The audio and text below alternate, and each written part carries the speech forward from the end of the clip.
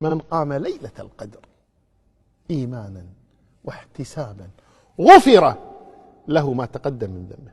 هل من يسمع مثل هذا الكلام من الصادق المصدوق، من سيد الخلق، من أصدق الخلق صلوات ربي وسلامه، يفوت ليلة القدر؟ قد يقول قائل: وما يدريني متى ليلة القدر؟ هي 10 ليال، قمها كلها، ما المشكلة؟ ولا نعني بقمها كلها من العشاء إلى الفجر، لا، قم منها. قد كان سيدنا وحبيبنا وخليلنا صلوات ربي وسلامه عليه إذا دخلت العشر شد مئزره وأيقظ أهله وأحيا ليله، وهو قدوتنا، فلنصنع مثل صنيعه أو قريبا من صنيعه. صل التراويح، من قام مع الإمام حتى ينصرف كتب له قيام ليلة كاملة في هذه الليالي فقط. لا تفوت، إنها فرص، إذا مرت لا ترجع. انتظر حتى رمضان القادم، ترى هل ستعيش؟ هل سنعيش إلى رمضان القادم؟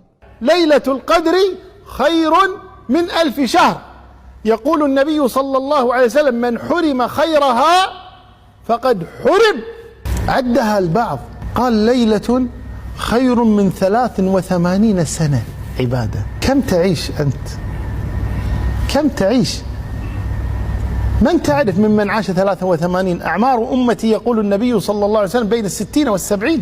جعل لك في كل سنة ليلة عن 1000 شهر أو أكثر، ثم يفرط الكثيرون منا بهذه الليلة. صحيح أن ليلة القدر ليست على وقت واحد، يعني هالسنة هتكون ليلة 21، السنة الجاية تكون ليلة 27، السنة اللي وراها تكون أيضا 27، اللي وراها تكون 23. المهم هي الليالي الفردية في من ليالي العشر الأخير. هذا الثابت عن النبي صلى الله عليه وسلم. في زمن النبي وقعت ليلة القدر في ليلة 21 ووقعت في ليلة 27، فدل على أنها تنتقل من كل سنة، تنتقل ليلة القدر من سنة إلى أخرى، تختلف.